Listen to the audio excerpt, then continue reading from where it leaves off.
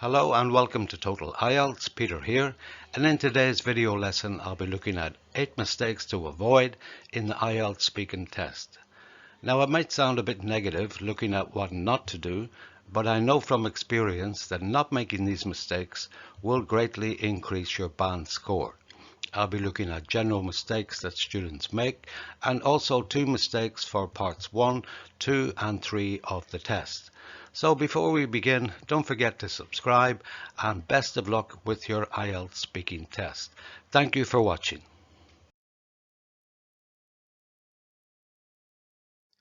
Let's begin with a general mistake students often make, and that is believing they will be penalized in the speaking test.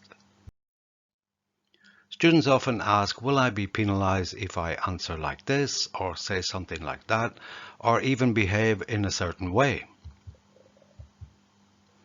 The reasons for believing this are many and varied, but in reality, there are no penalties in the IELTS speaking test. There are no minimum scores. Students don't lose points, for example, if they ask examiners to repeat the question.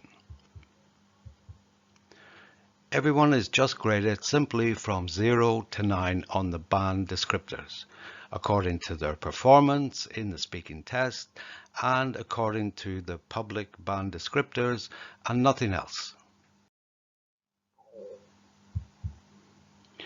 Believing that you will be penalized can add to your anxiety levels, which is totally unnecessary.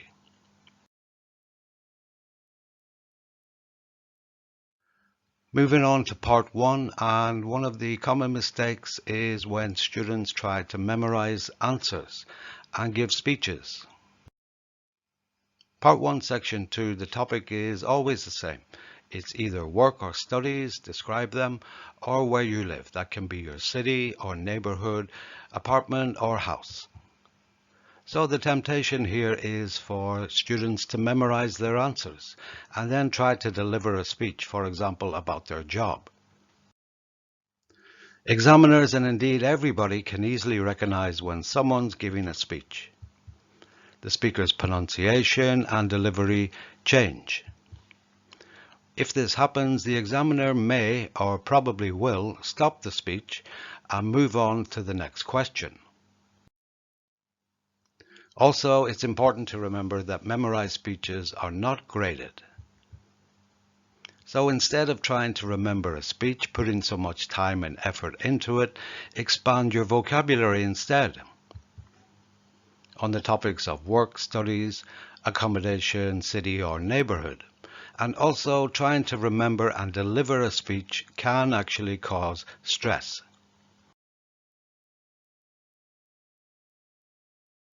Next one up in part 1 is giving short answers. The topics in part 1 section 3 are what's called everyday topics. In other words, it's not rocket science. Here, for example, the topic is travel and the questions are, do you enjoy traveling? Have you done much traveling, etc. First question is, do you enjoy traveling? And in IELTS past papers publications, you will see in brackets why not. This is a typical closed question that requires a yes/no answer. For example, yes, I quite enjoy traveling. It's exciting. If you answer like this, the examiner will follow up by asking why. And the reason why these words are in brackets, why not, is for the examiner to ask when they believe that the student could or even should expand their answer. So in part 1, section 3, expand and expand again. First of all, answer the question and then give your reasons, give examples, talk about your experience and your thoughts on the question. You might see in some publications that 2 or 3 sentences are recommended as enough. My response to this is, why restrict the answers? If you tell a student to use 2 or 3 sentences, they will use 2 sentences in my experience. And to achieve a band 6 in fluency and coherence, you need to be willing to speak at length, and 2 sentences is not showing this. So answer for as long as you like.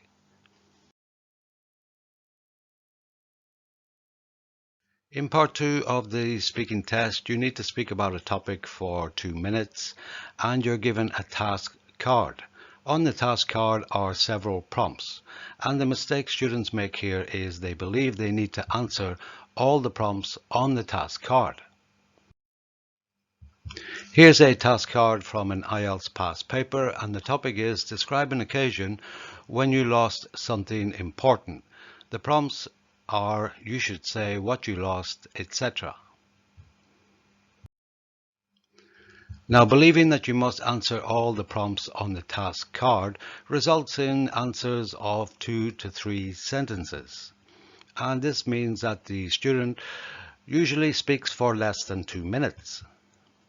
And they're surprised when the examiner asks them to continue when they say something like, "Can you tell me more about this topic?" In reality, there's no IELTS rule or regulation that says students must answer all the prompts. If you speak for 2 minutes on prompts 1 or 2, or even just 1, that is absolutely fine.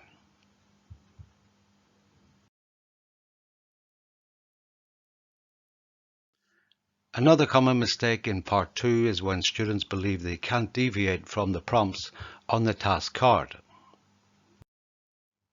The instructions on the task card are by definition prompts that you should develop and expand upon. And you're also allowed to deviate from the prompt as long as you stay on the general topic. Here the topic is describe an occasion when you lost something important. So obviously you're not going to describe a time when you discovered something important. First prompt is you should say what you lost. Here's an example. I lost a watch that my wife bought me for my birthday. It was quite expensive, I believe. Obviously, she was a bit upset. This is a typical 2-3 sentence answer. Compare it to this one. You can stop the video here or pause the video and read the answer.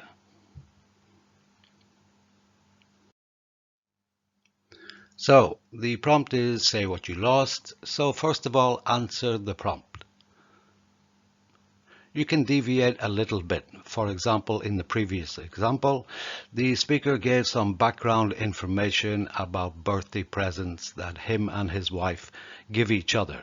This stays on the general topic of what was lost.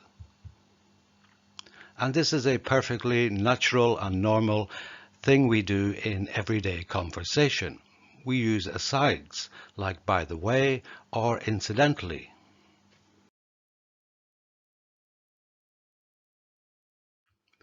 Moving swiftly along to part 3, and the mistake here is believing the topic and questions in this part are intellectual and abstract. The part 3 topic is the same as part 2. The overall topic is describe something you lost. So in part 3, the questions could be about memory or loss. For example, do older people have more issues with memory than younger people? Or globalization, are we losing our national identity? So in part 3, the question types are different. You can be asked to describe, speculate, predict, give reasons, agree or disagree. However, it's not an intelligence test. You are not graded on your ideas or your IQ level. You're only graded on the language you use to answer the questions according to the public band descriptors.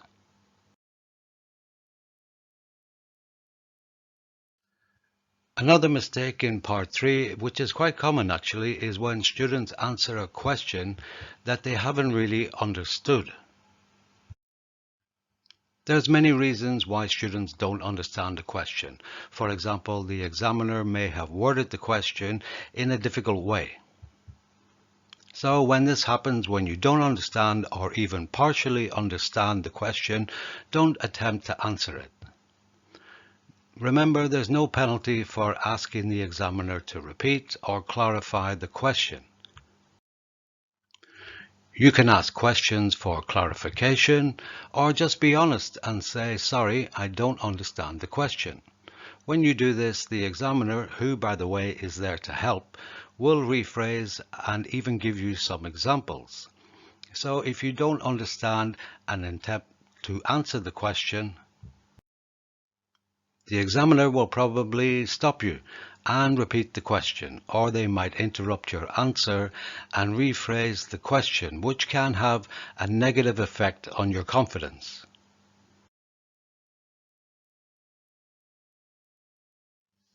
And finally, another general mistake about attitude, and I call this the survivor mentality. Students who have a survivor mentality have the attitude and approach the test as something they need to survive and get through as quickly as possible.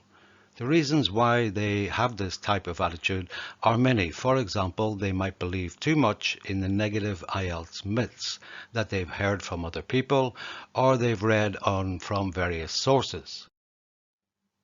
In the actual test, people with this type of mentality follow ineffective strategies that have a negative effect on their band score. They give short answers, usually believing that 2 or 3 sentences are enough, and they're unwilling to expand. However, the IELTS speaking test is your opportunity to show your English after many years of study and expense, and it's a high-stakes test that can have an incredibly positive impact on your life. So it's not something you need to survive.